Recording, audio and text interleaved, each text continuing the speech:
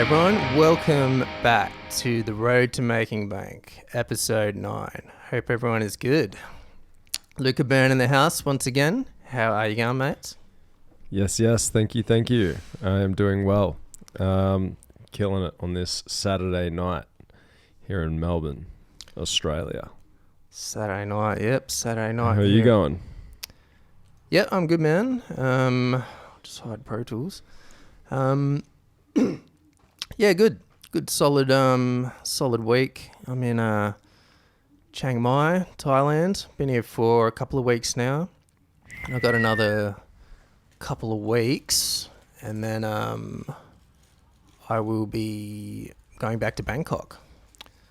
So, Nice. yeah, I still got to book my accommodation for Bangkok, which is going to cost me more than I've been paying in Chiang Mai, so that's going to suck a bit, but it's all good. It's still cheap. So yeah, how's your week been? Pretty good. Pretty eventful. Was at the snow last weekend for 4 days, which was pretty nice. Oh yeah. Shredding the pow. So did you pick it up? Yeah, I had 2 lessons. One lesson on the Saturday arvo, and then hit the slopes on my own for a little bit, and then had another lesson the following morning, and then did a couple runs on my own, and met up with the rest of the crew, and then went snowboarding with them. Hit a couple of blue runs, which was nice, but scary. Yeah, nice. Blues are intermediate, aren't they? Yeah, cool. So you had a little crew to go up with? Yeah, it was a bunch of random people. I only kind of knew one person. Yeah, right. Was it like a people that wanted to get together to learn or something, or like No, everyone else already has snowboarded or was pretty good at snowboarding. I was like the only person who didn't snowboard. So there's a girl that I met at a business course actually. And yeah, we got along pretty well. So she, I think she organizes snow trips the last couple of years, and yeah, just I guess invites anyone or invites a couple of people that she knows who might be interested, and then everyone just kind of says yes or no. So I thought, why not? Yeah, sick. Seeing as you're on the other side of the well, not the other side of the world, but seeing as you're in Thailand, can't go with you this year, so may as well see what else is going on. Yeah, And I think Freddie was supposed to be overseas this time of year. So I was like, okay, well, my snowboarding buddies are out, so. Yeah, it's a bummer you couldn't learn with us last year when we went. But your knee's a bit better, yeah? Yeah, knee's way better than it was last year. Yep. That's cool. And I mean, even still, it did pull up a bit sore after 2 days, but still worth it. Yeah, awesome. And what did you think of it? Love it. Love it. It's pretty cool, hey? There's something very special about snowboarding and skiing and all that. I don't know, just going super fast, just being in nature sort of thing. Carbon up the powder. Yeah, just cruising down the side of a mountain at high speeds with a bunch of people coming down behind you at even faster speeds. Especially when you've just gone from never having done it to just like flying down the side of a mountain. It's pretty crazy. Yeah. Did you stack it at all? Oh yeah. Yeah. Yeah. Of course. But like not bad, hopefully. Or? There was one stack that I did where I kind of stacked and the board dug into the snow and like my body twisted. Yeah. And I twisted my knee and I was like, oh, I've done it. Like I've done exactly what I was dreading that I would do.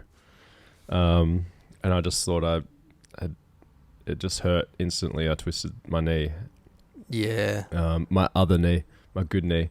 Oh, okay. And then I was like, oh, I've done it.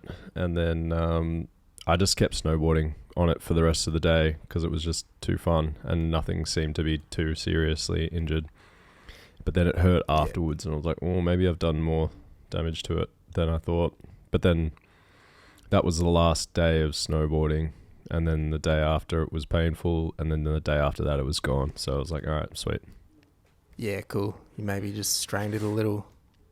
So, Yeah, but getting classes. If anyone is thinking about snowboarding, get the class. Just go. Yeah. Get a class. Get a beginner class. Then you can get the class, the next level up, and then you're good to go. Yeah. And I was fortunate enough that one of the girls, she's like a snowboarding instructor, but she was friends with one of the guys that was on the crew, and she lived near the mountain, so she was like, I'll just come with you. And so she just like guided me down all these blue runs. Nice. So I was pretty fortunate to have a bit of a personal guide down the mountain. Yeah, that's sick. Yeah, I'd say definitely. I didn't get lessons because pretty much skateboarding, like, it just helps a lot if you got skateboarding experience, balance wise.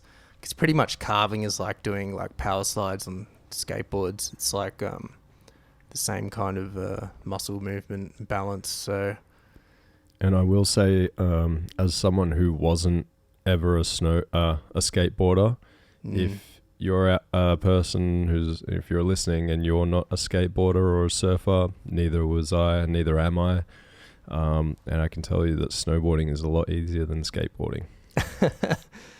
Yeah, it's probably safer. In some ways. You're not going to cut yourself up on the bitumen or anything, so... The fact that you don't have to push the skateboard, or the snowboard, I should say, makes it so much easier. Yeah. Definitely, man. Well, that's awesome. It's good. You got the snow bug now. Yeah, tick it off the bucket list. Yeah. Any snow bunnies? Oh, there was a few, yeah. Yeah, there's something about cute girls up at the snow, isn't there? Yeah. It's a beautiful thing. Speaking of classes, I didn't write it down on the docket, but I've had 2 Thai classes now. My online classes. Yeah. And it's been a bit of an experience. It's cool. Enjoying it. Cool teacher, crew on. Learn a few words. Learn what sugar daddy is in Thai. So it's pa. That's it? Yeah, she taught us. She's got to crack a few jokes every now and then, so she taught us a few words, and she taught us what sugar daddy was. Pa. Is that just daddy, or is that sugar daddy specifically? It's sugar daddy specifically, yeah. And it's Did like you ask what's daddy then? Oh, I can't remember, because pa has because there's 5 different tonations in Thai language. So so it's how you say it. Yeah. So sugar daddy is down and up, so it's like pa. And then you have down like flat, which is like pa, and then lowering, which is like pa. And then up and down, so it's like pa. And then up, which is like pa. And then pa, which is I might be doing it wrong, but that's the tonation. So yeah, it was cool. It's not super easy, that's for sure. You get put on the spot and you have to talk to the other class members in Thai, and you have to remember all these words. So definitely not easy, but I'm definitely gonna be doing my homework. That is fascinating. Yeah, it's because I've always wondered. Like sometimes I've listened to people talk, and I'm like, it sounds like they're saying the same thing, but they must be having a conversation, unless they're just repeating what they've just said. But yeah, that makes more sense now. You mean in like different classes or? No, just overhearing people talk. Like Thai? Like I've got yeah. Oh.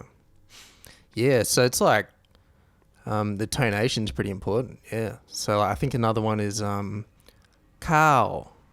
That's rice. So that's up and down tonation, and then you have cow, which is what does it mean? I think it's he or she. So yeah, it's very interesting. Everything starts to make a bit more sense once you learn these fundamental things. Yeah, right. That's just a whole it's not even just different letters, it's different ways of saying things. That's that's wild. So it's different from English in that regard. We don't really have that, do we? So no, but I wonder if there's like an ultimate language where if you learn all of them, like Thai has intonations, like English has silent letters, then something else has something else. Yeah, they all and have if their you own little combine thing, them all, like a super language. Yeah, exactly. like you can speak to aliens if you learn them all. Well, that's a new business idea, Luca. Create a super language that is the easiest to learn for every single person. Will find it easy to learn. Well, I think so far it's English at the moment, isn't it? Well, seems to be but that could be harder. That could be harder to learn than kind of like skiing and snowboarding. Like apparently English is the easiest to learn, but the hardest to master. Yeah. Which is what people say about skiing. Yeah. So you want just a new language that it's easy to learn and easy to master. So can you put that on the list, please? All right. New one. Yeah. Create a new language. Bullet point. I can do it. Sweet, man. All right, let's get into it. Can you share any recent observations relating to business and entrepreneurship and the approach to it since our last chat? Or do you have any topics you want to talk about? There was the notion that things that are easy are not worth pursuing. And what I'm hearing at the moment from all of the big entrepreneurs, all of the smaller entrepreneurs, business savvy people, is that money has never been easier to make. So I'm wondering if money is what we should be focusing on at the moment. Or maybe it's not going to matter very soon. Like maybe only the it's only going to matter for those who are at a certain level who can afford to spend it. And then for everyone else, like we said, like that whole middle class is going to disappear, and usually either just be the have yachts and have nots. So I wonder if it's because everyone who's super rich is still working hard to be super richer. Yeah. So and a lot of people are, a lot of the entrepreneurs are, and we've discussed this before, are storing cash at the moment. So they're obviously waiting. We'll listen to the George Gammon podcast with Rich Cooper, and George Gammon was talking about a decline coming in probably the next 12 months. Yeah. And it looks like some people know more than others because they all seem to be storing cash. And I don't know if that necessarily means like cash in the bank or if that means like cold hard cash. When they talk about dry powder, are they talking about like dollar physical bills, or are they talking about just money available, like in a bank account, like ready to go? Yeah, but both, I guess. Yeah, they just can be in a bank account or physical. Yeah, it's more just like having capital ready to deploy. So, Yeah. it could be in your brokerage account or, ready to buy a house or property or real estate. Yeah, that's what it's referring to. Yeah, it's a good question, man.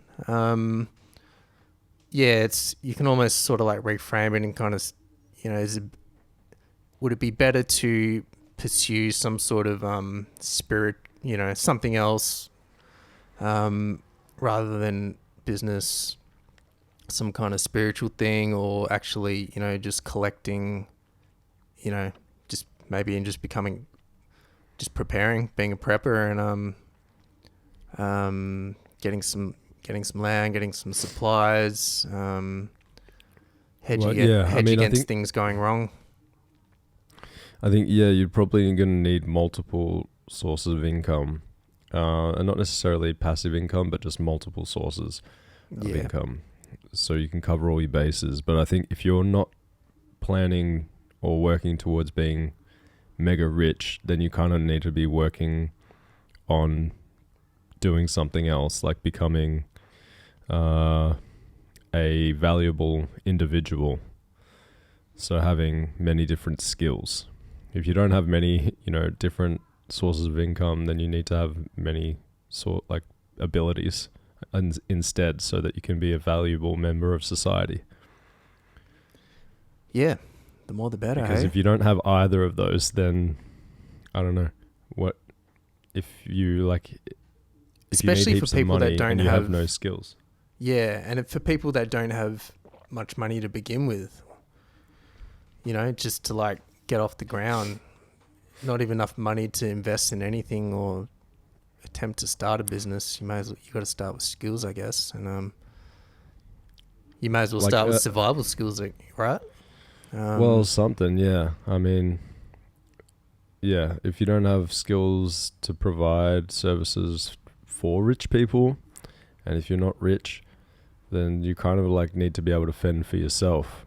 Yeah, so maybe be able to provide something for rich people, as provide some food. Well, yeah, I mean, and then hopefully in that process, make yourself rich. Yeah, I mean, I've been talking to people about people who have worked as au pairs or nannies for rich people, and they live in guest houses and they just look after the kids full time and look after the house full time. They get fed, they basically live there. Or people that work on super yachts and just get paid to look after the boat, provide meals or whatnot. So it's that kind of having those kind of skills where you could provide something for rich people probably puts you in the clear anyway. But yeah, if that's, I guess, you're going to be thinking about options if you're not planning to be super rich. Yeah, get a skill to provide something, a service to rich people. Yeah, exactly. Yeah, I mean... Or, I mean, at the very least, if you don't have any of those, if you know how to build a shelter and hunt food and find water, then that is something. Yeah, and it doesn't have to be rich people as well. You just provide a service to anyone. But the rich people... Well, yeah. In this, like, not the middle class getting hollowed out, there's going to be... more rich people, I guess. So, yeah. Well, yeah, there'll be more rich people, but there'll also be more people for poor people. So everyone's going to be applying for the same jobs. So if you know how to cook, clean, fly a plane, prune fruit trees and look after the veggie garden for a rich person, they're probably going to pay one person to do it all, then have 10 people doing one job. Yeah. There's many things you can learn. I'd start off with, growing food and, start there. Trying to live off grid as well, I guess. building fires, solar setups, and why not? Little bug out house. Yeah. Yeah, cool, man. All right. I wanted to mention, so in terms of international strategy and that sort of thing, there's a bit of news that's come out. So you know how we talked about the Thai elite visa? Yes. Yeah, so it's officially ending now in its current incarnation. So yeah, people have until September 15th to apply for the old one. And on October 1st, there's going to be a bunch of new options. So better options or not as good? It'll be probably a lot more expensive. Yeah. So it'll be really interesting to see what gets changed. Hopefully it's not going to be too much more expensive because I want to look at it in the future. But good chance it will. But maybe they have cooler options, and I might just have to make more money to be able to pay for it. Well, could make it more exclusive. These things are never usually better. Yeah. you think it's going to get worse? Well, the price is definitely going to increase. Well, I mean, are they trying to attract new people? Well, I guess the people who have already bought them are already locked in. Yes. Right? They don't lose their services. But they only have until September 15th to upgrade their packages. If they want to go from the 5-year to 20-year. Yeah, and they'll be good for 20 years, that length of time. But yeah, so it's big news, and apparently it's really backed up now with applications. So it's spewing. It's like, I wish I had a little bit more time. I don't think I could have afforded to buy it straight up anyway, but I would have had to do a lot of things to sell some things to make it happen. So but is this only for the 20-year one? For everything. Yeah, there's a bunch of options. I'll bring it up here. So it's discontinuation of the Elite Ultimate Privilege, Elite Family Premium, Elite Privilege Access, Elite Family Excursion, Elite Family Alternative, Elite Easy Access, Elite Superiority Extension, and Elite Maxima Health. So I think the normal one was like Privilege Access, maybe. I'm not actually sure. Can't remember. But yeah. So what are the family ones if you want to bring a family in or if you want to have a family there? I'd probably be bring a family in. Yeah. So there's I haven't really researched those ones, obviously, because I don't have a family. But there was all these options. So who knows what they're going to bring out? And do you have to stay there for 20 years if you get the 20-year visa? You can do whatever you want. Yeah, that's the beauty of it. You can come and go. So you could just have it for 20 years and you can just come and go as you please. Yeah, absolutely. Dude, that is almost worth it because you never know what's going to happen in 20 years. I mean, but in saying that, they can always just revoke your visa as well. Yeah. But, the chances of that happening and them not reimbursing you, say, it's less than 20-30%. How much is it for a 20-year visa? I think it's, from what I remember, I could be wrong, but I think it was 44 grand Australian, and the 5-year one was like 20 something, 22, 24, something like that. And you have to pay it up front? Yeah. Yep.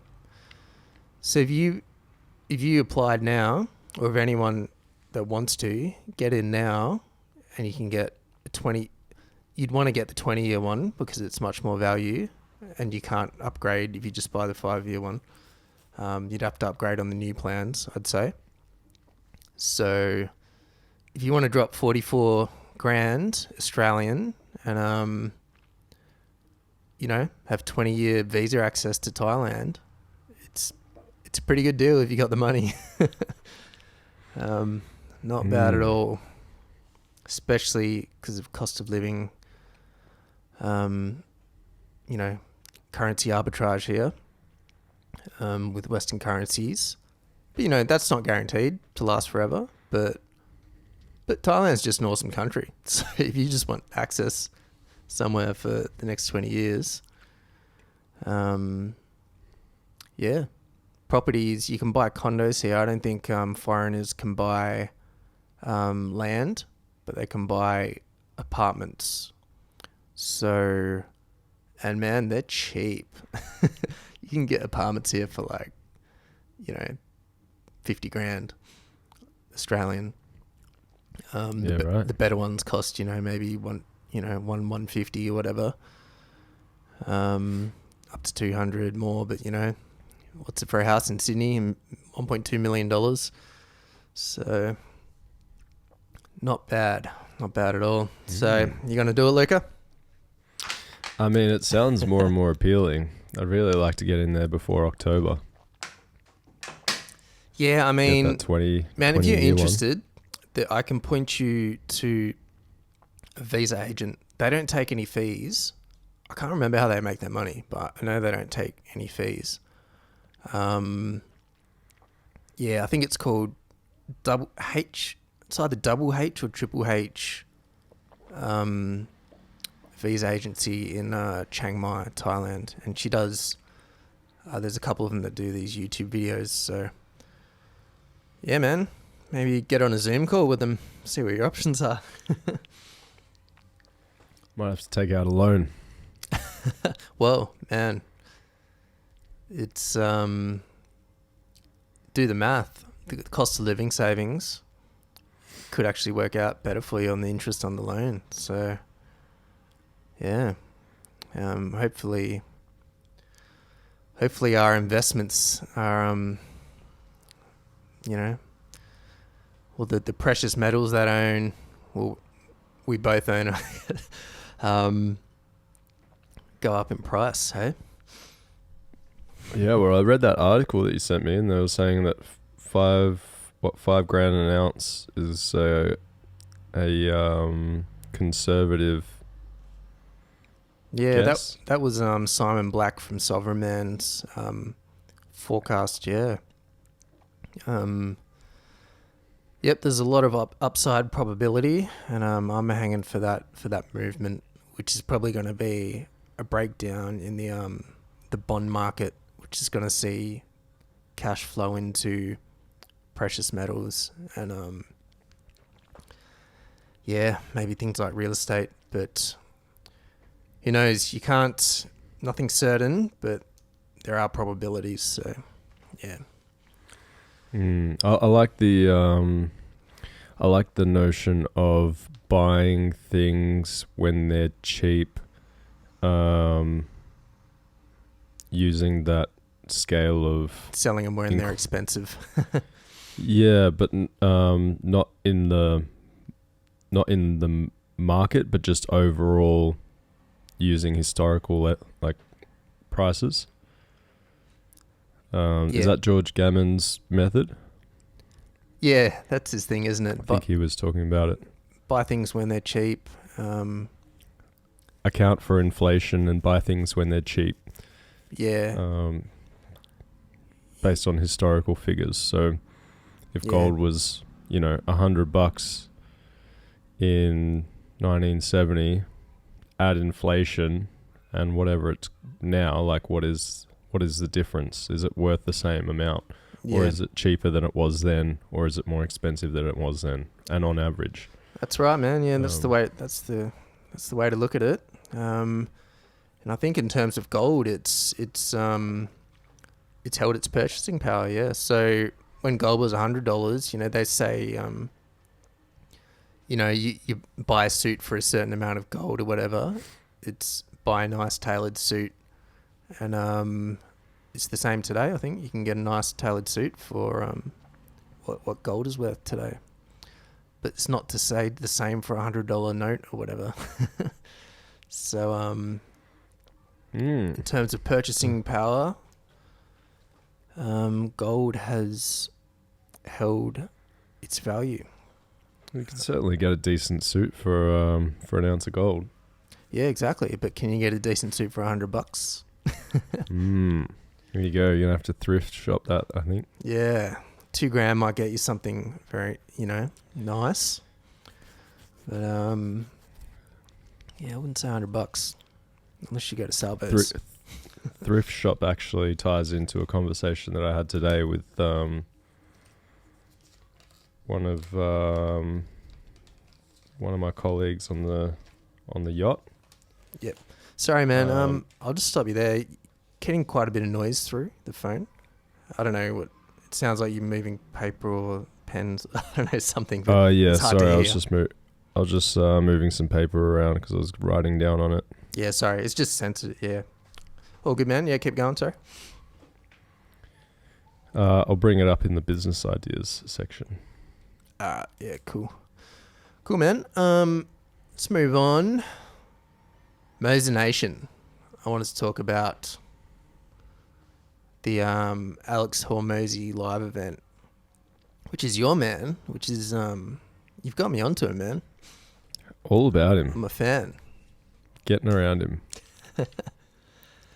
Yeah, I like him. He's got a really good outlook, good attitude, wants to help people. Yeah. He's kind of he made his money, before doing all this stuff, didn't he? So he's kind of just helping people, really. And his model is kind of invest. He gets to invest in people's businesses, right? After if they make a certain amount of money. Is that right? Yeah, I think it's over 3 million EBITDA. And if they like the business, they will invest in the business and grow it. I think scale it to 10 or 50 million, I think. Yeah. Is it even like a contract thing, or he just says maybe it's just a verbal agreement or whatever? I'm assuming, I'm sure there are contracts involved, but I'm assuming it would be like an equity deal where he would get equity in the business, perhaps. Maybe that's like his gym launch thing or whatever it was. Or maybe he gets paid for it. I'm not sure. I really don't know, but I'm not sure what deals they're making there. But yeah, it's certainly a good way to do it. But I think he was saying I don't know if I heard this in the seminar that he held or if it was on a podcast, but I think he was saying they were getting like 100 offers a day. And I think he said that they did about 13 for the year.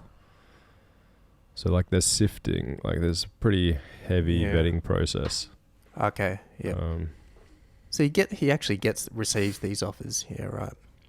100. But is he giving them a course or anything, or because everything he has is free, isn't it? Or, I'm not sure exactly how it works. Yeah, I think everything is pretty much free. The hardback books are not free. You have to pay. I think it's like $40 for a hardcover book. Yeah, which is totally but you can get the free. You can get it on Kindle for free. Yeah. So you can get it as an audio book for free. But yeah, the rest, I guess you kind of have to pay for because they have to produce them. But yeah, there's a lot of free content that he puts out, which is really cool. Yeah. I definitely want to read $100 Million Offers. Have you read that? I have not read it, so that's going to be my first one because it's all about how to find something to sell, which is exactly what I'm trying to do at the moment. So absolutely. Well, I'm doing it as well. I want to have my own thing eventually. Yeah, nice, man. So yeah, the live event. I kind of I tried to tune in at the time. I was busy, but I tried to tune in. I didn't actually end up watching it on the night, but I watched a replay. Yeah, it was really good, man. He offered a lot of value, and it's got to be one of the biggest kind of most epic sales event kind of live thing ever done, surely.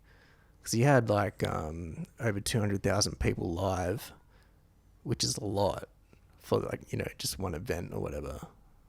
I can't think of anything. Yeah, well, I think they had just under 500,000 sign up for it. Yeah. So, signed up 500,000, then 250,000 live, and then probably 1 million plus views after the replay. So, yeah, it was cool. He just did it really well. He had all the people's, like the video of everyone's screen, like showing live on this big like matrix style screen, and he had the live chat. He stepped out, really outlined his processes really well, which is pretty much just a marketing process. Coming up with your offer,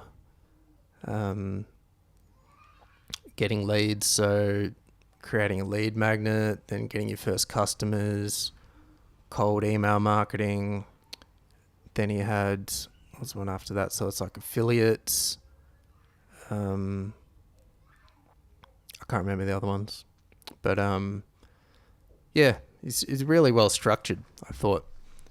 And I've started reading listening to the audiobook, which has been really good so far. I've picked up a few gems, which I'm going to implement, especially with terms of lead magnets. It's like, because I've created a lead magnet for my service, my like digital marketing services, but it's in like it's in ebook format. I'm like, I can just record an audiobook of it myself, so I can put it in audiobook format.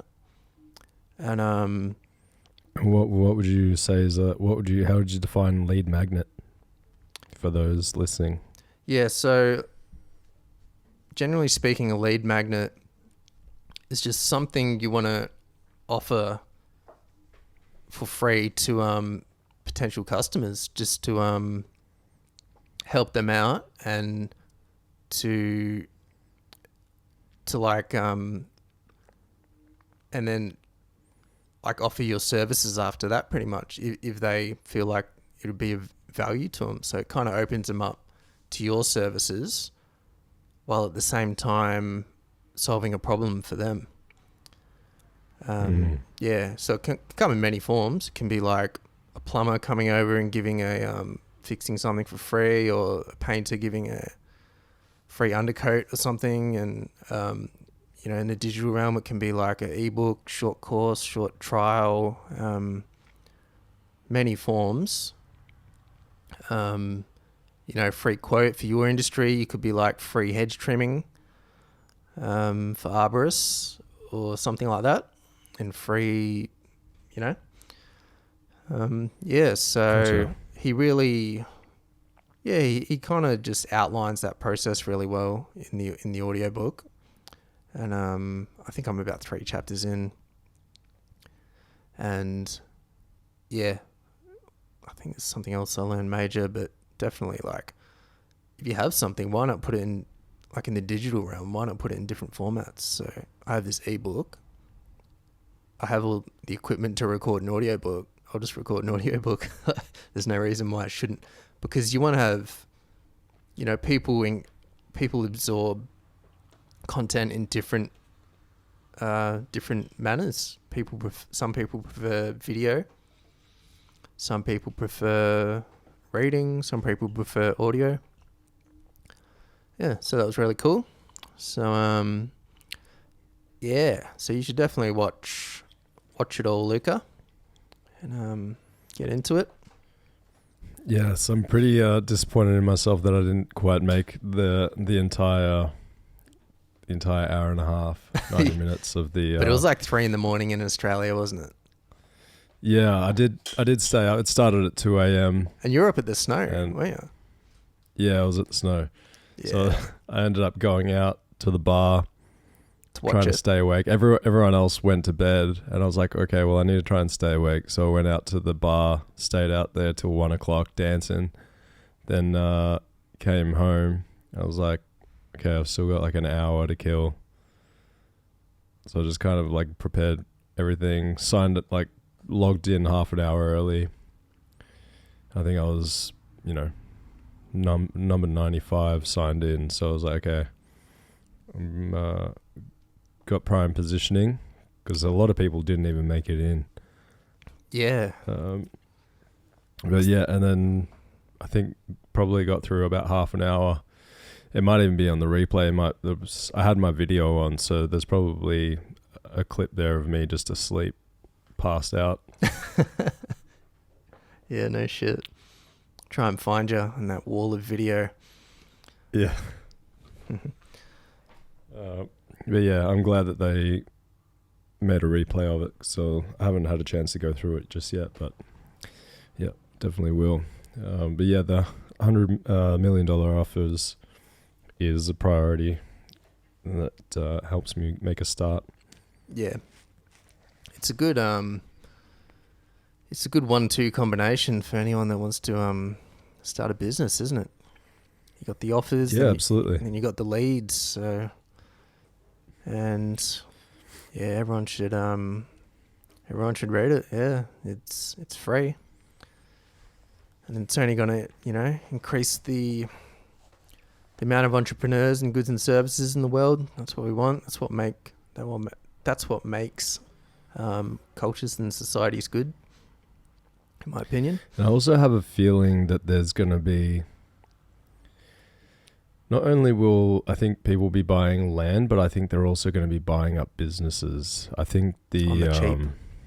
Yeah, because I have a feeling that there's going to be coming a scenario where people are going to have to probably pay high taxes to keep a small business.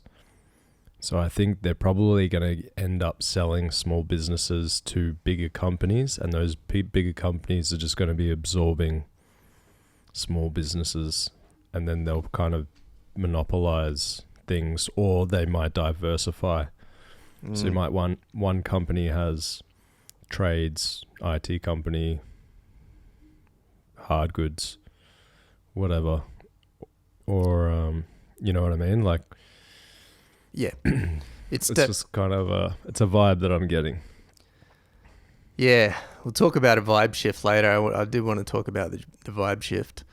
But yeah, man, it's like, right, there's heaps of inflation, right? And it doesn't look like it's going to stop. The chances are it's not going to go back to 0 or 2%. And there's, you have aging populations and GDP downturn. So the governments are going to need to tax more to be able to fund their programs. They call it unfunded liabilities, and which stretch out into the future more and more. So, social security, disability, pensions, all this shit. It's not looking good for pensions. So, and then, if you get crashing stock markets with superannuation, it's just a whole nother shit show. So yeah, man, got to have some cash ready to pounce, have some way to bug out and get some food and supplies, and it can't hurt. Yeah, it's I won't be able to do any of those things. I can't afford to do any of those things at the moment, so they're not going to be an option for me. But if you do have an option to do it, you've taken some certainly steps. Get into it. You're learning to ride horses. You're doing all this stuff. Oh yeah, I'd probably fall under the prepper,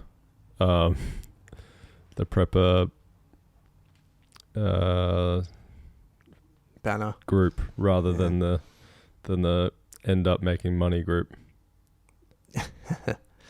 Well, just do both, man. Just do both. Cool. Cool, man. Anything else you wanted to talk about? I got some other things. In this first section. No, I think that's pretty good for that section. Yeah, I will mention one. Sorry, there's heaps of noise coming through again, man. Yeah, I don't know what's happening, but yeah, one thing I want to mention is for any options traders out there. I finally got a brokerage platform going, and I put my first trade on today, Luca. Nice. So yeah, it's cool. Finally got it happening. So how long ago did you start? I started doing the course probably 4 months ago or something, yeah. Something like that. 3-4 months. 3. How long between finishing the content and making your first Oh, yeah. Well, I've had a break, yeah. So at least, what's it been? Nearly 3 months. Probably a couple of months break. Something like that. Yeah, so it's been really annoying because I had like so much, like the engine was running, man. It was ready to go. And I've kind of, I forgot some concepts, and then what I should have been doing as well, because like this options course that I was part of it's got a Discord group, a really good Discord group, and they do Monday coaching calls, but I wasn't doing them. And I should have, because I switched my focus to the marketing business. I didn't watch the coaching calls, so that's a mistake. I should have definitely kept learning and watching those calls, but I can go back and watch them. So, but it's nice to, because Henry, the guy, he'll go through his trades for the week, sort of thing, and then he'll talk about the market. So it's really relevant to what's happening currently in the market. So, and is that something you can still do now?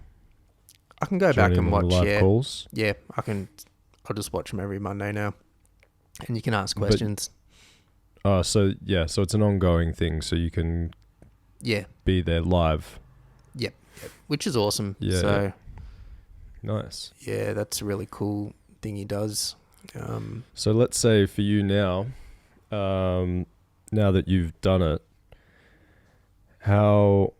let's say if I wanted to start doing some options trading and you were to teach me, how long would it take you to set up an account for me? Oh, the account, because I know which broker to use now. The account setup doesn't take too long. You just got to apply, photo of your passport and all that. So assuming I've got all the correct identification and am ready to sign up with all the details at hand, we could be trading this time tomorrow? Yeah, probably. Or is there an approval? Is there an approval process? Could be a little longer. Yeah, it might be like a few days where you have to wait for approval. Something like that, from what I remember. So about a week, you could say. Yeah, maybe. Yeah, something like that. Yep. Cool. If you're interested, man, I can show you how to do it. I can teach you what I know, but I'm not that. Yeah, well, tell us about your first deal. Yeah, so I don't actually have any real experience yet, but I understand the concepts enough. Not super well, but yeah, good, well enough. So what I did, because I don't have much money at the moment, I'm waiting for my tax return to come in. I don't want to bet heaps, so first trade, I just did something little, safe. So I sold a put option on Oatly. Do you know Oatly, the Swedish oat milk company? No. Do you? No? Oh, it's everywhere in Sweden. They got, the cream fresh and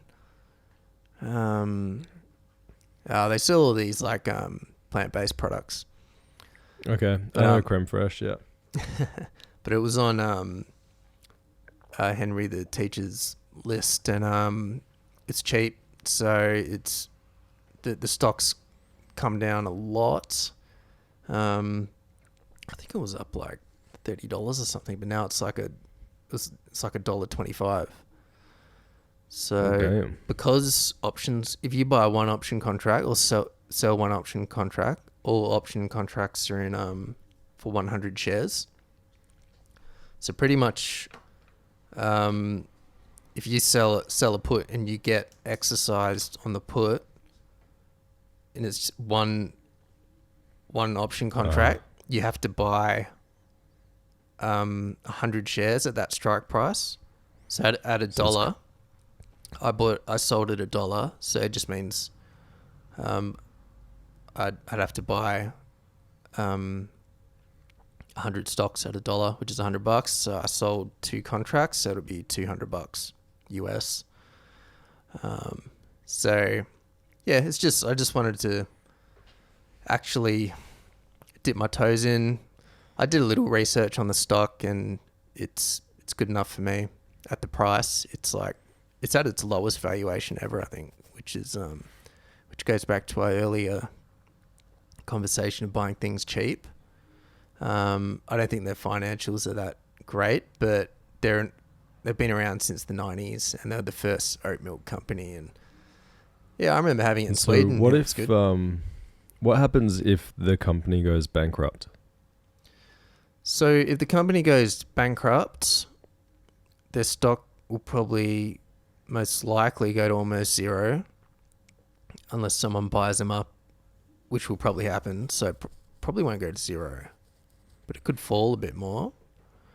Yeah, so this is just the risk of your stock going to zero. But so I sold this 2 contracts, and risking like having $200 of collateral. So it works out to be a 4.85% return because I got a $10 credit. So pretty much for putting 200. Yeah, so like the risk is, if the company goes bankrupt for me, I lose $200 worth of stock. So that's my risk. But I've made $10 on selling the contract. Right. Which is 4.85%. But, the risk of them going bankrupt is not that high in the short term. So yeah, and the worst thing that can happen to me is I'll get exercised or assigned or put, they call it, on the stock. So if it falls below $1, it's at $1.25 at the moment, I can get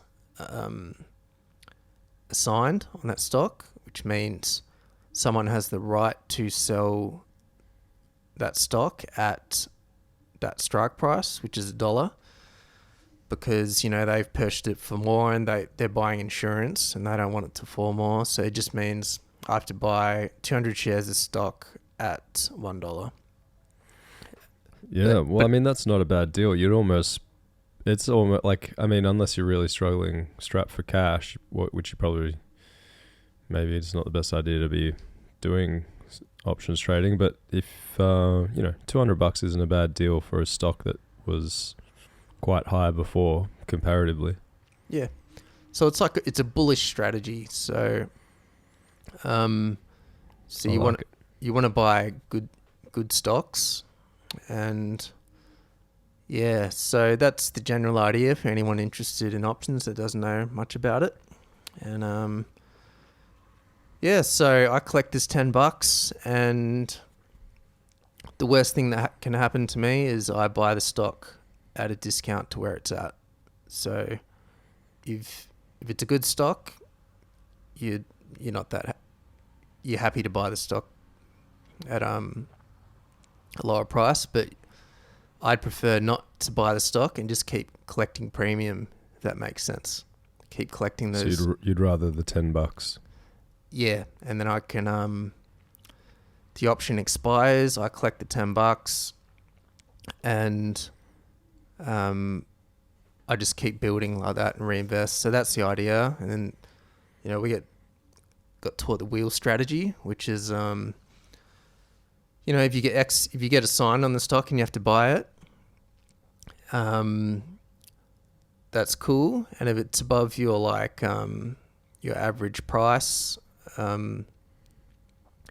or you sell a covered call option to collect premium once you own the stock. So yeah, that's the idea. And you just keep rotating. If you get assigned on the call, you're forced to sell your stock, and then you just start selling puts again to buy the stock back. So that's the idea. I don't know if does that kind of make sense? I didn't get that last bit about selling this, being forced to sell the stock. Calls, yeah. So it's pretty much, it's just kind of the reverse puts and calls. There's only like two different ways. Oh, okay. So you can that's the two types of contracts that you can make. Yeah. So calls are if someone buys a call, it gives them the right to buy stock at a certain price. If someone buys a put, it gives them the right to sell the stock at. Yeah. So if I sell a call option, and I own the stock, someone gets the right to buy that stock off me. Then I won't have the stock anymore, and that means I need another stock. I'll start selling puts or whatever. Yeah, so gotcha. Getting a little bit of buzz. Yeah, cool, man. Cool. We're in an hour already. We should probably move on. Yeah, cool. Have you made any progress in the current courses you're a part of, or have you joined any new courses? Have not joined any new courses as of lately. Business courses, no. Been back into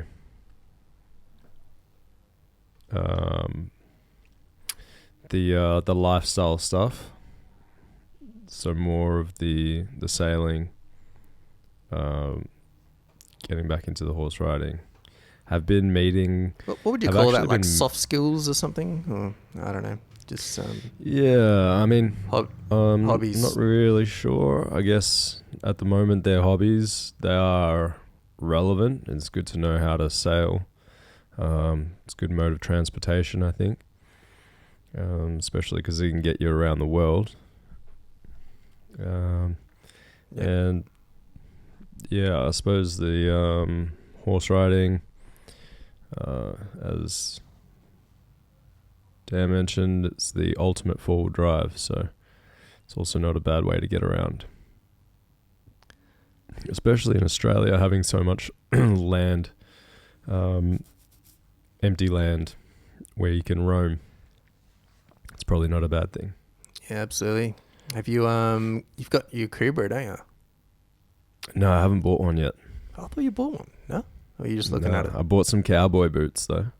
Oh, right. Cool, man. Well, yeah, man. I want to see you out in that paddock riding that horse and on that land that you buy after you've started your business. Yeah. Or maybe you'll start a horse business. Maybe. But yeah, it's we'll see how we go. Yeah, cool. There was supposed to be a meetup for the Sansoni group people. Bit of a group chat going on. So people were catching up to go over some of what we had learnt, and if there was any deals that people were doing. So that would have been a good opportunity, but it was a little bit early in the day for me. So hopefully they set up another one that I can go along to. Was it on a work day? Yeah, it was. Yeah, bummer. I'm just going to step away from the mic for a second, so if you don't mind going through some of your content, and I'll be back in a minute. Yeah, cool, man. All right. Okay. Cheers. Well, all right. In the meantime, I can talk about one thing. Yeah, I wanted to have I had an observation that I noticed in Thailand, and that is, I guess it's to do with like capital allocation. So I've noticed so for example, in Thailand there's in Australia we have wheelie bins for rubbish at residential houses, and so every unit has like this wheelie bin, and to put your rubbish out, and someone picks it up. In Thailand, they don't have wheelie bins. They just put stuff in bags, and then they put it out for trash pickup. And I was kind of thinking, it's like, is it better to have, like, is it a productive use of capital to buy these wheelie bins? So you'd have, possibly 26, 27 million. Oh, actually not that much because it's household. So could be 10 million wheelie bins in Australia. And that obviously will probably cost maybe, 10 million times, how much for a wheelie bin? $100 or something. So that's a lot of money to be spending on wheelie bins, and and that's going to be taxpayer money that is spent on those bins. Whereas, do you actually need the wheelie bins? And people can just put their trash in an organised way on the road to be picked up in bags or whatever. And it begs that question, like an efficient use of capital. So We're back. Cool, man. Welcome back. I'm talking about efficient use of capital. So I'll go over quickly. So, like, for example, in Thailand, there's no wheelie bins. You have wheelie bins in Australia, right? So there's maybe like 10 million wheelie bins in Australia at $100 a pop. And for anyone who doesn't know what a wheelie bin is, it's just a. I'm not sure if you've already explained this, but it's just a personal rubbish bin per residency, per house or apartment block. They have multiple. It's just somewhere to put your trash that gets collected. That's right. Yeah. So they don't really have them here.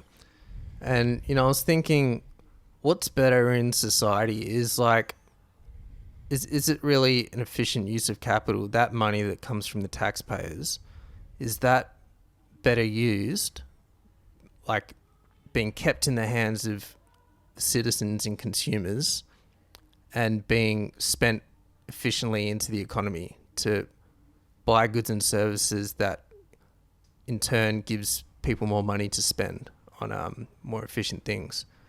Because I don't know, man, but Thailand, it's a good lifestyle here. There's lots of goods and services. You can get pretty much everything you can in Australia, and it's, at this point I enjoy it more. And it's like, but they could have spent, increased government spending and spent on these things, and they haven't. And I'm wondering, is actually the way to go? It's very. This might be quite ignorant of me, but I think from what I understood, I was listening to a podcast. This guy that we're talking about, they invented this, I guess, garbage catching machine out in the ocean. And they were talking about, like, it's just out in one of those places out in the ocean that just has, tons of rubbish floating in this one particular spot, and they're just setting up this machine that just has this net and goes and collects rubbish. But they were talking about third world countries, and saying how they have quite a significant amount of pollution where they're just dumping a lot of their rubbish in, streams. And I suppose I don't think anywhere, like Thailand's a roadside. third world country, but yeah. Okay, I would say developing nations. They were saying that one of the factors was that because they use a lot of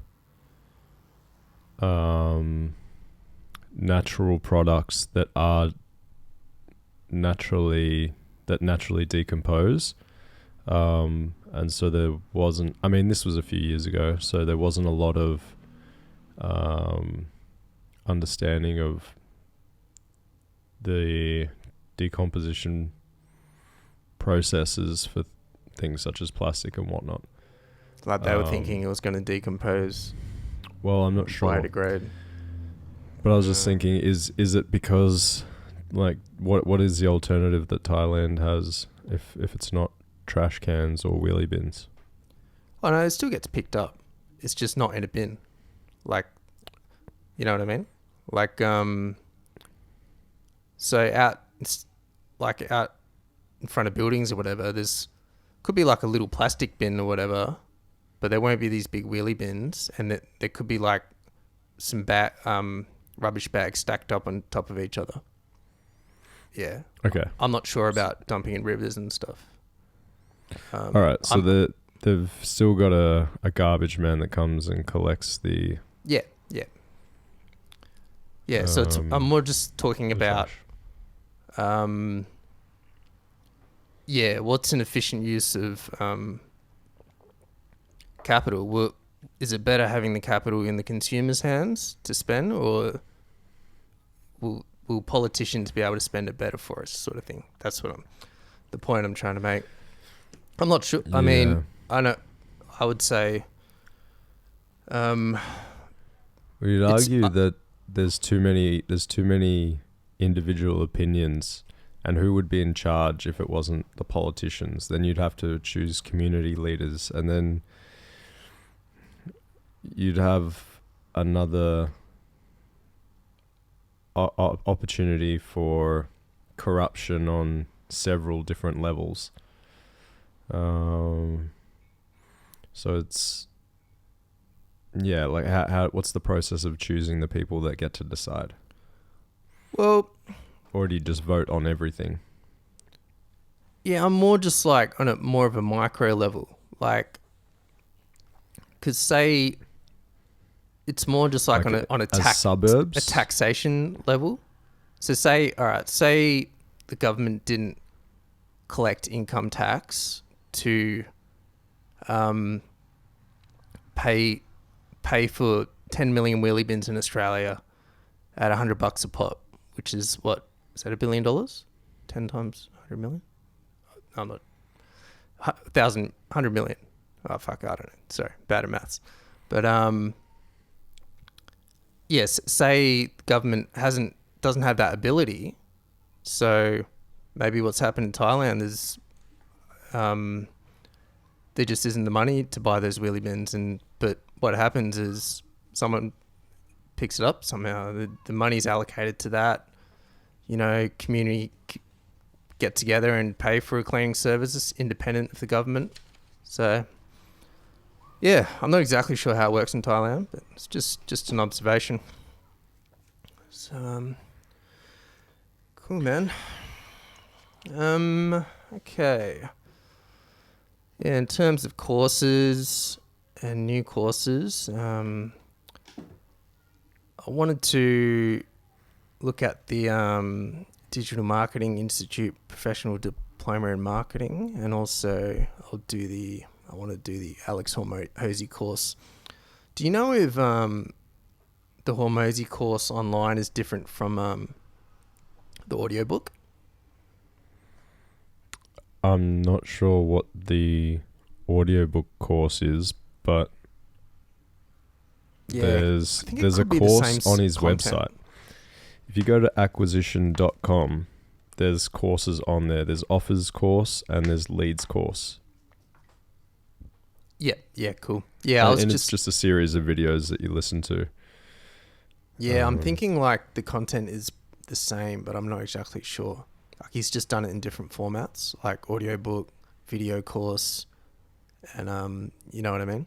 Written book. But I'm not actually sure, but I'll check it out anyway. So are you currently working on a business? How's the progress? Or do you have any new business ideas you'd like to discuss?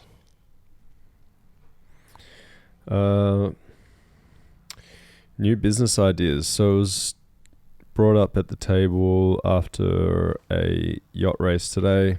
One of the crew members was talking about her daughter being quite thrifty when it comes to clothing, and she was saying that she was driving down this street close to her home, and there was just like a warehouse and like a long line of young girls just like standing out the front of this, just waiting to get into this place. And so she took her daughter and they went in there, and it was just a warehouse full of like girls selling clothing.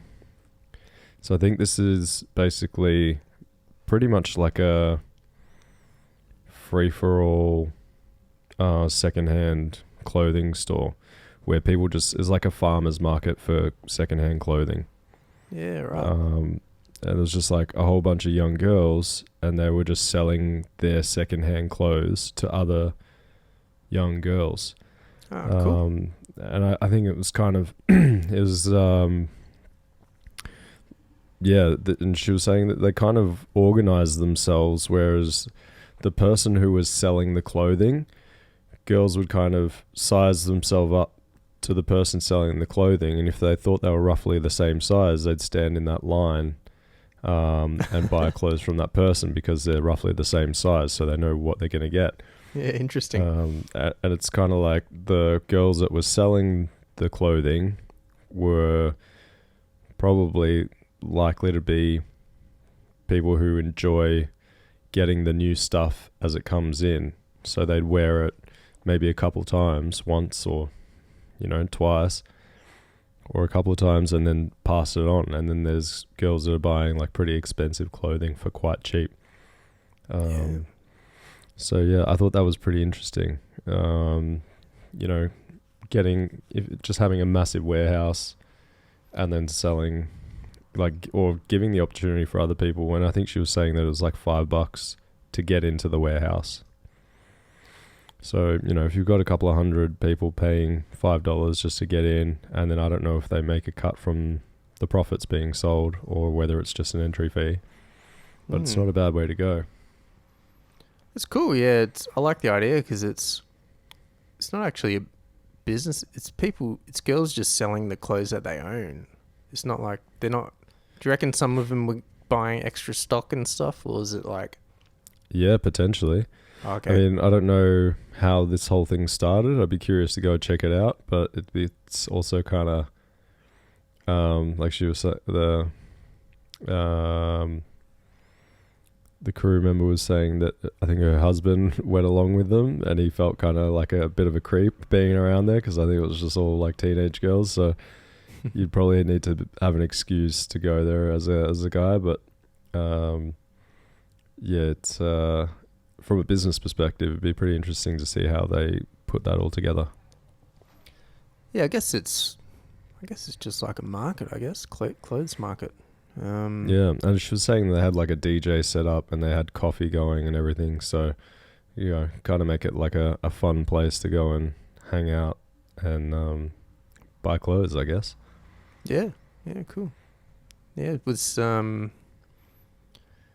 Yeah, you just thought it was interesting? I just thought it was a great idea. Similar, or? Well, I mean, that's kind of the idea that I had with the secondhand bookstore, was just having a whole bunch of booksellers Come together. Just having their stock online or in the shop, and they can just have their own sort of pages online or their own part of the bookstore where they're all selling their own stuff, because they're all kind of niched in terms of what types of books they sell and the genres that they sell. So if you've got a few different people selling a few different genres, and they're quite selective in the genres that they specialize in, then you're kind of getting the best books from that particular genre. Yeah, a bunch of specialized kind of stalls. Yeah, exactly. And you were thinking physical stalls. location, yeah? A physical, well, that was the idea. Well, that was kind of my idea with the secondhand bookstore at the market. Was rather than me collecting all the stock as an individual, have people who already have the stock and just bring them all into the one place. And then you just more take a cut from what they sell. Yeah, so it's like a well curated sort of market idea, I guess. Instead of just like a free for all where anyone can come set up a stall, yeah. Right, so you're kind of choosing the people that sell at maybe on a particular day, or you kind of maybe put a couple of different booksellers together who might fit and create like a good theme, or keep them all quite different so that you've got a nice range of diversity in what they're selling at any one time. And just see how the customers react, I suppose, and what they like and what they don't like. And then I suppose you can filter of who becomes more regular and who becomes less regular, or have days dedicated to one person or to a theme or whatnot. Yeah, I like it, man. I think it would be cool. Definitely, especially if the kind of genres that are going to be there, and then you can go there because of those genres. And yeah, were you thinking about like a subscription thing with it as well? Or I remember talking about it with you, but yeah, or like a book club thing, or yeah, it would be cool to have a physical location that has super rare books. And it'd be quite a niche because I'd be looking at super rare books that have rare content in them. I guess there's different levels, because some people want to own a rare book, and some people may only want to be curious or want to know what's inside the rare book. Yeah. So okay. I guess it's trying to figure out if people prefer to own them, or if there's enough interest in people simply wanting to know what's inside them. Yeah, okay. And people can get together and discuss what's inside them, you mean? Or? Well, yeah, like imagine, we went to the state library and they have all of those books on the balconies that you don't have access to. Yeah. So imagine if all of those books were in a cafe, lounge, or bar, and you could access those books, and you're a part of a community that have access to those books, and you can go in them and read them regularly. Mm. Yeah, like actual physical ones. Yeah. Yeah, I like 'em, the physical originals, that might be worth. I mean, it would be great to own a book that's worth $50,000 or $100,000 or $1 million. But what if you could, instead of owning it so that you could read it, what if you could just pay a membership and you can read all of them? Yeah. I like it, man. I pretty much like anything book related. I'm all about keeping physical books as well. So, yeah, are you still in discussion with the business that you were talking to? Yeah, I am. But I'm sort of more and more uncertain because the more people I talk to, the more people are telling me that it's too expensive for what it is. Yep. So I need to either let them know that from a financial perspective, it's might not be great for me.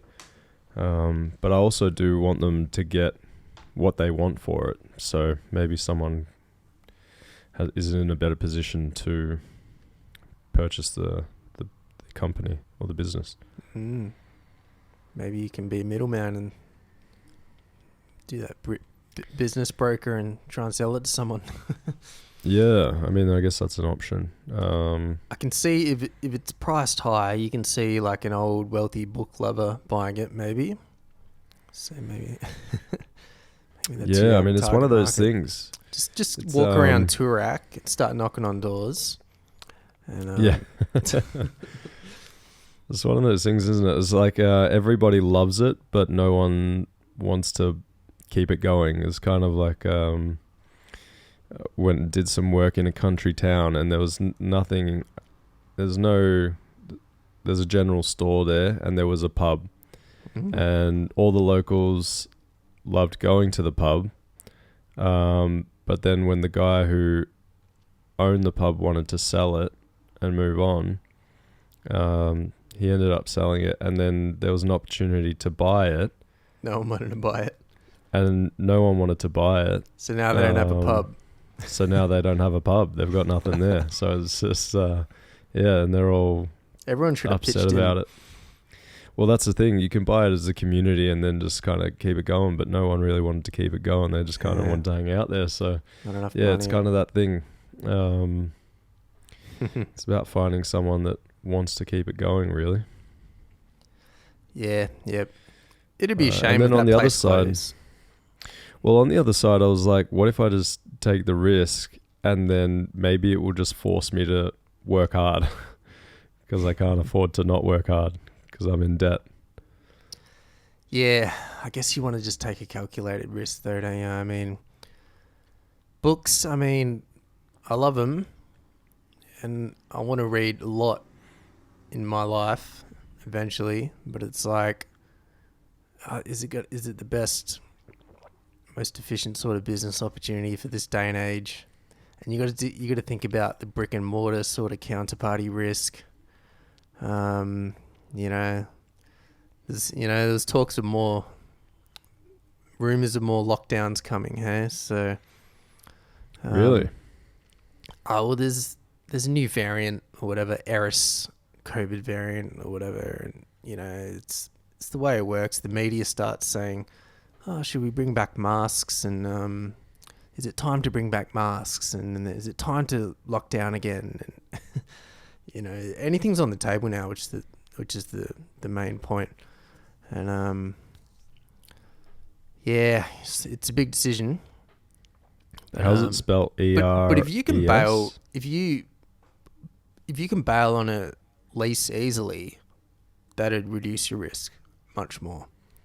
If there's some sort of clause where you can just month to month or something.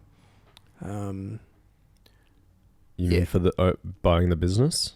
Yeah, anything brick and mortar really. So if you were to buy that bookstore, it's like it's things you can do to reduce your risk, I guess. Reduce your Well, look, one of the options of buying businesses is renting a business. Yeah, what's that? So let's say if the business owner, wanted to take a holiday for 6 months, go overseas, you could rent the business off them, run the business for them, and you would take all of the profit from the business, and then just cover the costs of whatever the maintenance costs are. Yeah, right. And then whatever profit you make, you get to keep. And then when they come back, you could potentially look at extending it or taking over or just giving it back to them. That's very interesting. If someone could easily learn everything they need to run the business in a quick time, that'd be cool. Well, I mean, yeah, it's like, all right, well, we want to go in a year's time, we want to go on a holiday for 6 months. Okay, well, maybe over the next 6 months, until from now till then, or for the next year, you could teach me how to run the business. And then when you go on holiday, I'll look after the business for 6 months. And if it goes well, maybe we can extend it for another 6 months. Or if you want to come back and start working again, then we just keep it a 6 month contract and I keep whatever profit is made, and then you can just keep running the business as is. Could be like sort of like a caretaker, third party management, like a third party management company or something that just comes in temporarily to run a business, takes a cut. Yeah. Well, there you go. There's a business idea in itself. Yeah. Is that a thing? I don't know if it's a thing, but it's a great idea, Shernon. Well done. I like it. Let us take care of your business temporarily for a cut. I like it. It's like a pet sitting place for your business. Business sitting, yeah. Yeah. Maybe it exists already. We'll look into that. Tell us if you've heard about anything like that. Anyone in the audience? Yeah. Do you know of any businesses that are house sitting or pet sitting for other businesses? That's right. It's a cool idea. Cool, man. Yep. So, no other ideas, or you want to talk about any other more business ideas? I did meet someone just the other day who builds courses, like course videos for schools. So particularly the example he was using was, if there's like an online course, he'll build the course material for, let's say, what happens when there's atoms moving around on the screen. You can increase the temperature and the atoms on the screen move faster. And then if you remove a certain molecule or a certain element, how it makes the atoms react in a certain way, or they become a solid or a liquid or whatever. And he's creating that, and I thought that was pretty cool. So I got his number. I mentioned the tree course that I was interested in creating, and yeah, he said to give him a call. So, so he's building a little bit of. Yeah, he's building this course. Sorry, I think I missed the very first part. Yeah, he builds courses for the school that he works for, and so he was a teacher, but he's always had this, I guess, sort of.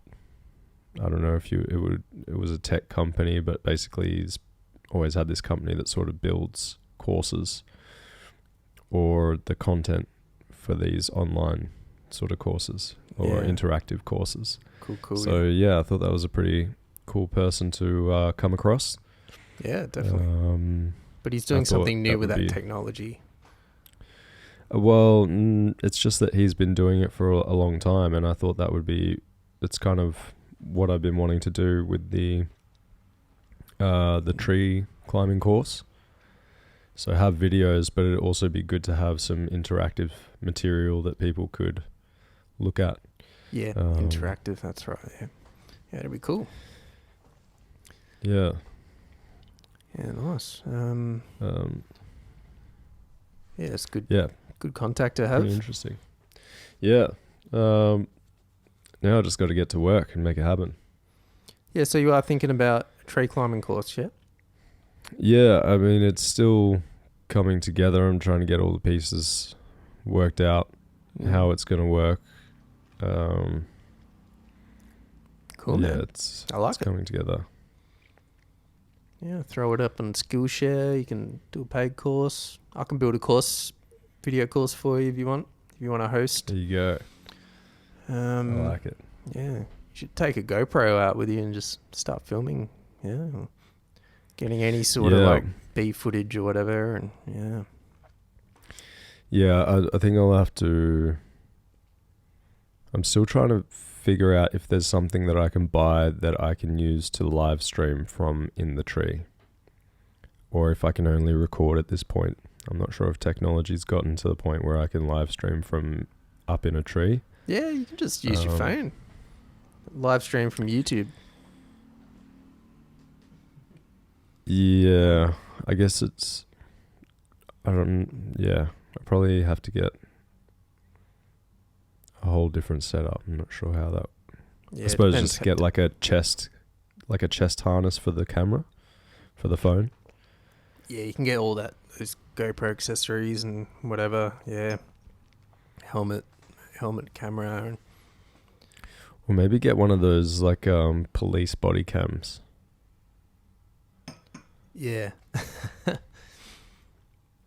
Yeah, you can do it all, man. I like it, man. It's a real practical thing.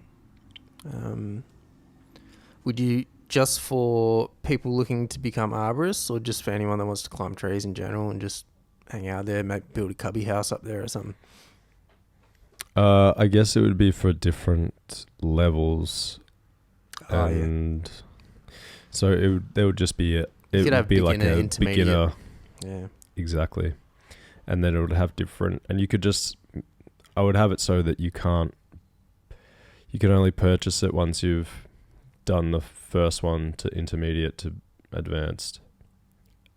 Yep.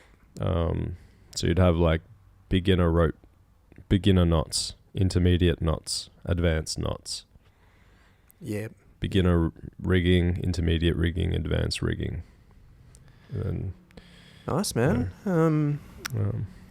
Sweet. I mean, you got good gear to do voiceover recording of your footage now, and you might need a Rode Wireless Go wireless microphone for on location recording, and then you probably just need some decent cameras or whatever, yeah, and maybe someone to help you film.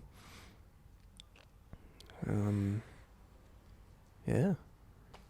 Cool. It looks like you're gonna do it, or you just still just a thought? It's on the list. once I've got all the pieces, well, not all the pieces. Once I've got enough pieces of the puzzle to start putting them together, I got to find all the corners of the puzzle. Then once I've got all the corners, I can start building from there. Or once I've got all the edges. Draw it out, man. Draw out a course outline. Module 1.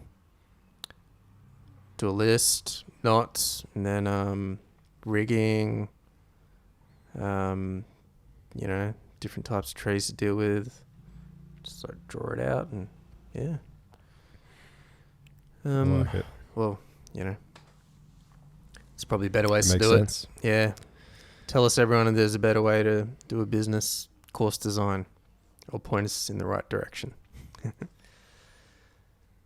could probably pay someone on Fiverr to design a course for you. Yeah, maybe I can get ChatGTP to do it for me. Speaking of that, I actually paid someone to do an email list for me, because the way I was going to do it through LinkedIn, I can't do it because I don't have enough LinkedIn connections yet, so I can't upgrade to use. I can't pay to use their Sales Navigator software. So, speaking of LinkedIn, I'm quite upset with them at the moment. I can't log into my profile without providing a passport or a driver's license. What? They've logged me out of my account and put a hold on it. They want me to provide some ID, and I'm kind of against it, so I'm not doing it. Provide an ID. You never need to provide ID for this is the thing. I never provided them with identification to create the account. So why would they need my ID to verify my account? And your your password's right, yeah. You put in the right. That's correct, yeah. That's stupid. Yeah, actually, I had a bad experience with them as well. Like, right. So you have to build connections to upgrade and buy Sales Navigator, right? But they don't say that. They just push all this marketing material at you to upgrade and buy this thing. So I did it, and then they actually put false reasons, as in I had a go. I said this over email. I'm like, this is not cool. They put false reasons as to why my credit card didn't go through. It says my bank denied it or whatever, and this is doing my head in. And I'm like, what is going on? My bank has never denied me anything. And yesterday, I charged something for Basecamp and it worked. And so I was like, this is bullshit. And then emailed her and she said, oh, you don't have enough connections. Well, it's why didn't you say I needed to build connections, or say the reason, instead of coming up with some bullshit lie as to why my card didn't go through? It's it's really sketchy, man. So I'm Ooh. on. Yeah. I just tried to log into my LinkedIn and it's worked. Oh, maybe they like maybe you. they gave in. Maybe they listened to my email feedback and I'm treating their customers better. But other than that, LinkedIn seems alright, but there's some questionable practices. But yeah, like I followed a bunch of people on there, and it seems people put out some cool content on there. Like I'm following a lot of digital marketers and following Gary V on there, and it's seems cool. Yeah, they definitely have a sort of a monopoly on that sort of networking, business networking sort of thing. But I signed up. I've had one for ages, but never used it. And then so I've upgraded all mine. So I ended up paying for an email list, $50. This guy's gonna get me like 500 leads. So can't be bothered because I don't have access to sales. Can't get access until I build connections. So I had to do that. So that's my next step on that plan. $100 million leads might get you there. Yeah, but I'll have to read it on how to get the emails. So I think that's part of his. It would definitely be part of his kind of detailed lead scraping or whatever they call it. Like getting would be through LinkedIn and Sales Navigator. I think Hormozy's on LinkedIn about. I should follow him on there.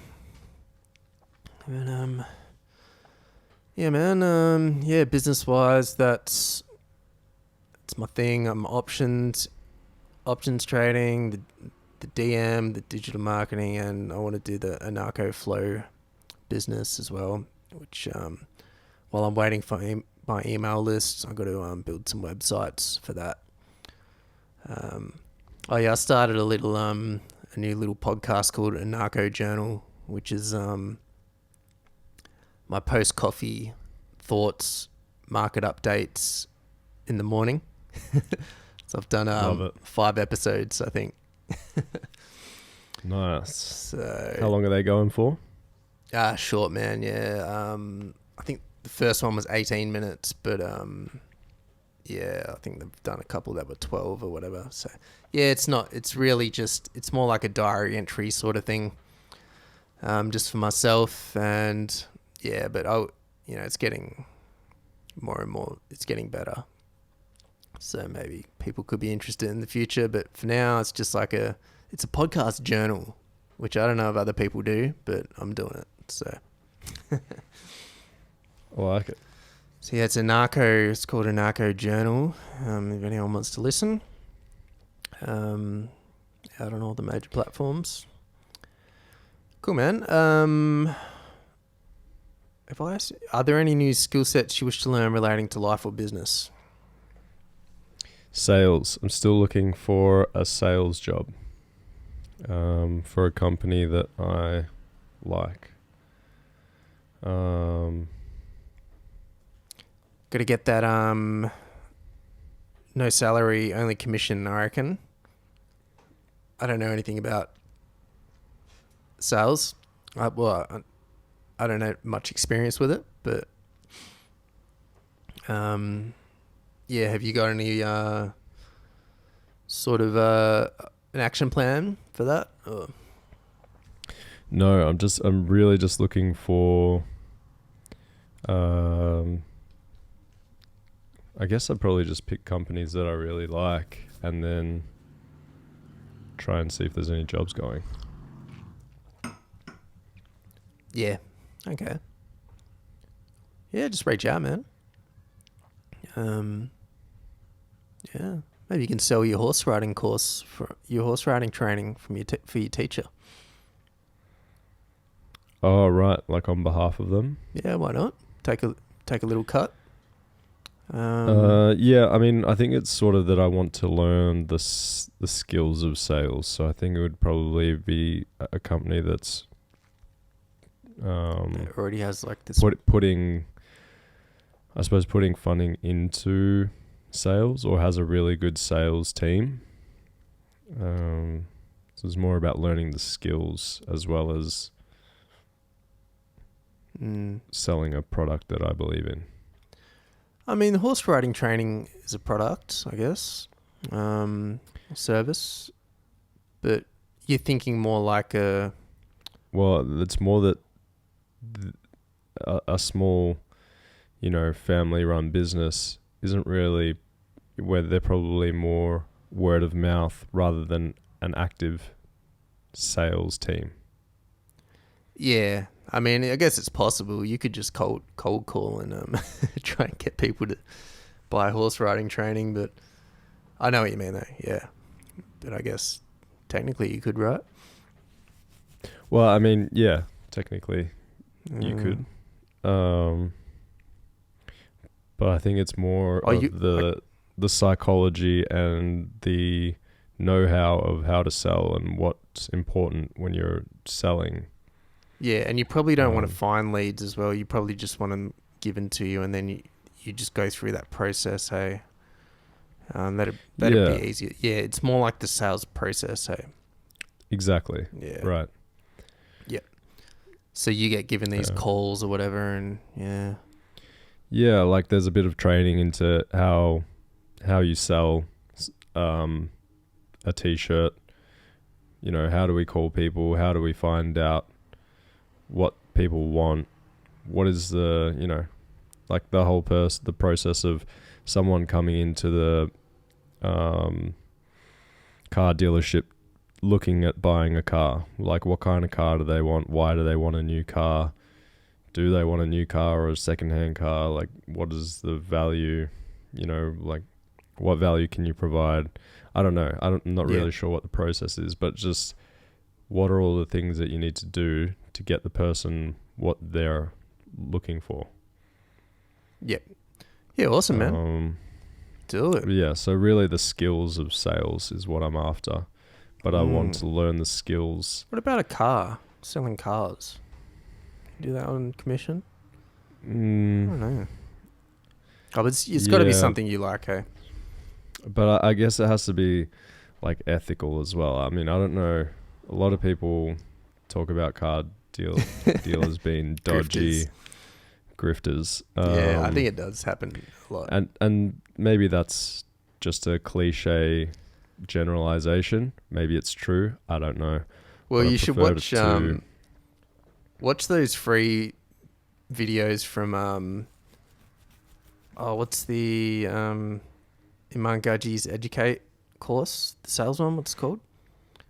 Fuck, I forget what it's called. But anyway, that guy on there, he was a car salesman. Pen to Profit is one. Yeah. Was it Pen to Profit, and then there was six-figure sales. Yeah. Yeah. 6-figure sales is the one. Yeah, he was actually an ex-car salesman, so he had some like pretty much stories saying like the dodgy dealings that happened when he was working there. So yeah, it's pretty interesting actually, his ethical conundrum that he was in. So you should watch that, man. Cool. Okay. Any new skills for you? No. I think at this point it's mainly just about getting things done.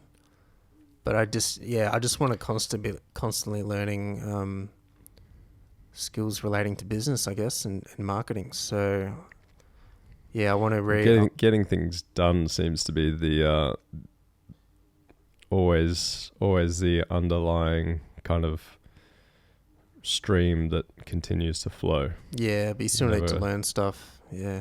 So I want to read this book called Art of Digital Marketing. I want to do Hormozy's book and course, and yeah, that's it for now. I think there's some other stuff I want to do, but yeah, Nothing really for now, I'd say, that I can think of. I'm probably missing something, but yeah, we'll take it week by week. Yeah, cool. So do you have any tools or services you wish to recommend or talk about? Tools or services.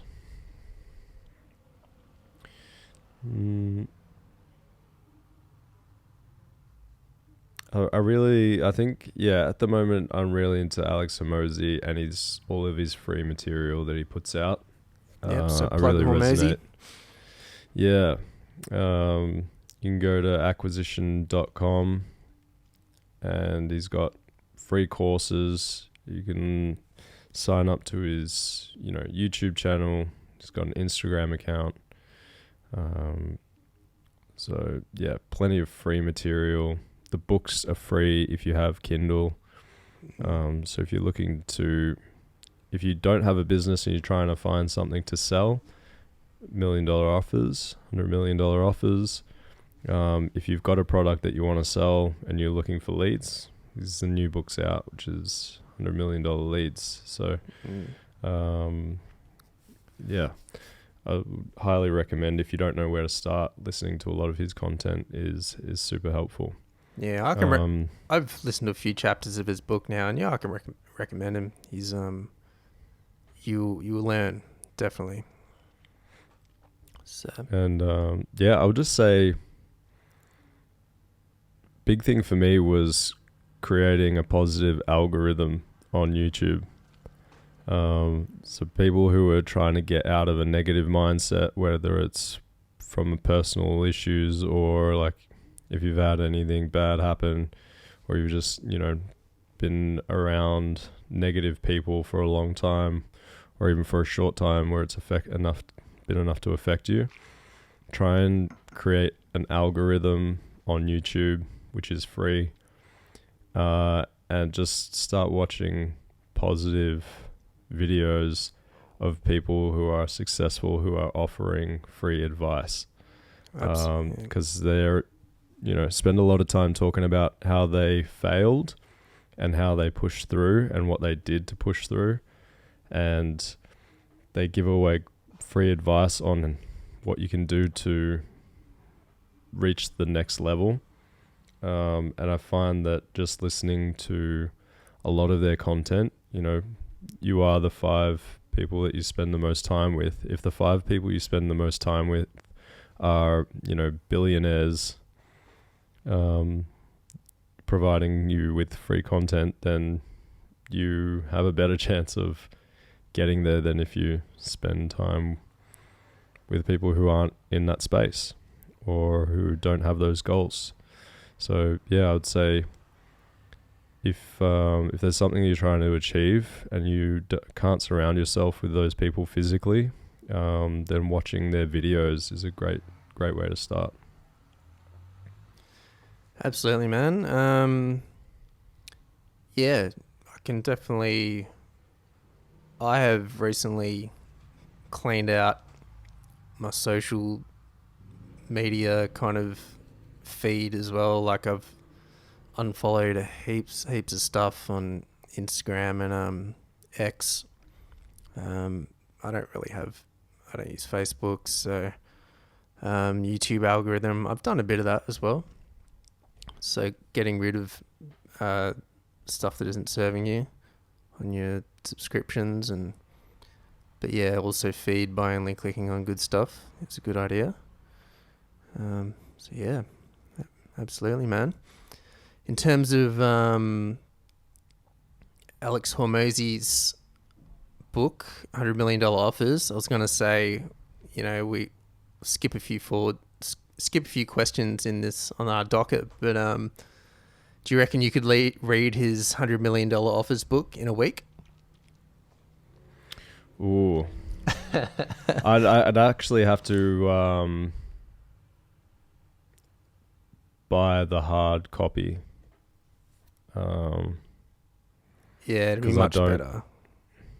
You can get the ebook, or I struggle to read ebooks, So that's why I've bought Yeah, his it sucks. $100 million Leads hardcover book. And I actually bought 3 of them. So one's going to go to you, Shernon, because you asked for one. And I guess with the other one, now that, I wasn't thinking about this, but now that we're talking about it, if there are any listeners out there who would be interested in a hardcover copy of $100 million Leads, send us a message and I will send it to you free of charge anywhere in the world. You give it away? Oh yeah, that's right.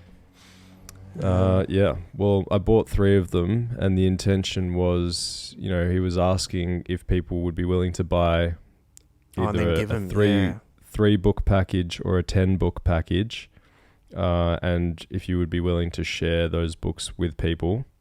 That's right. To support providing free access to business knowledge. Nice. So I did buy the 3-pack, and yeah, so that's my offer or gift to any one listener. The first person to request the book, we'll send it to you. There you free go. of charge. Anyone listening, it's a free book offer. Have you got like a contact email that you want to give out, or you got like a business email or anything? Do we have a podcast email address? No. No, we don't.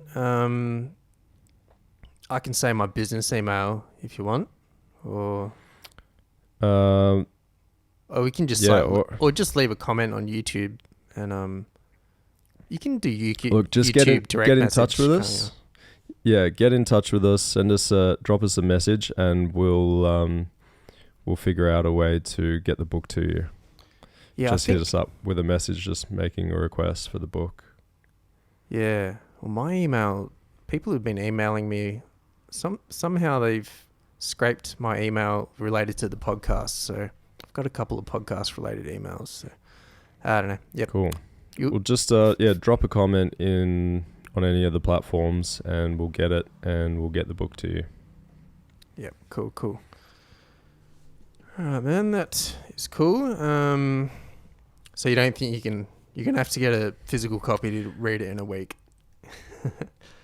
I am going to... I want to put that challenge to you, Luca. Are you up for it? I'm going to purchase the book right now. Cool. Man, we're coming up 2 hours, so we got to wrap this up. Macro talk. Look, we'll talk quickly on macro. I just wanted to... There's lots of shit happening in the world. There's a general vibe shift that's happening. I think lots of people are feeling the vibe shift, whether it's feeling the impact of higher inflation or, the fact that 80% of people haven't got a COVID booster, or things like that. There's a vibe shift happening, and I wanted to talk about a video by Andrew Henderson from Nomad Capitalist. So if you don't know, there's a thing called central bank digital currencies, and if you're interested in avoiding CBDCs, he's done this video called Countries to Escape CBDCs. So apparently these countries aren't willing to do it at the moment, or they've said they won't be doing it, which will, if you're interested in having more freedom to exchange currency and,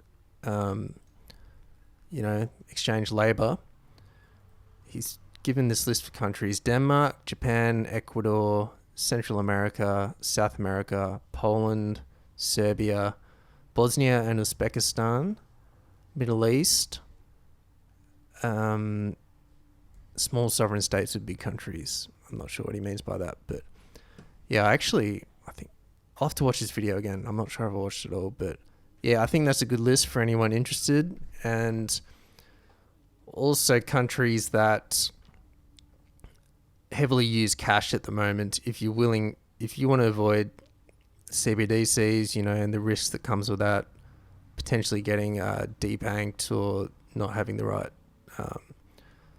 social credit score, haven't taken certain injections, you get switched off.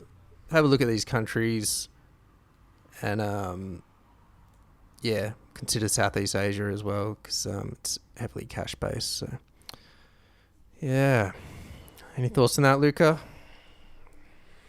Yeah. Well, I mean, it's gonna be hard because it depends on what products you can buy from them.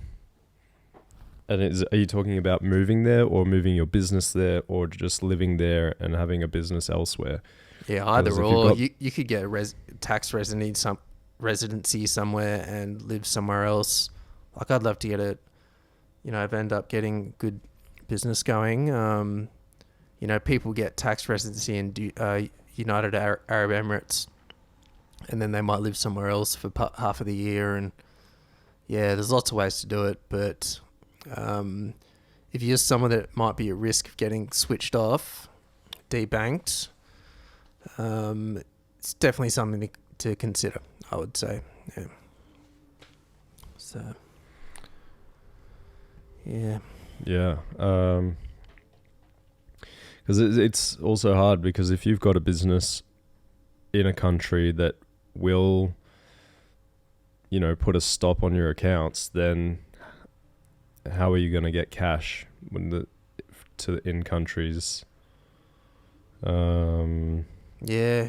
Well, I guess you can hold it in gold. Try and hold in gold, and then you can sell that in a different country. Because you also don't want to be stuck in a country without access to any money. Yeah. So I guess there's currency risk everywhere. Well, yeah. I mean, you probably want to have some sort of account available where you can freely access money or transfer money from one account to another, or at least have a decent holding account in one of those countries. Yeah. But a lot of those countries also sound like they might be quite corrupt. So it'd also be hard to gauge whether your money is safe there as well. Yeah. I guess if you're in a heavy cash-based country, you can just withdraw it all and hold it in physical cash.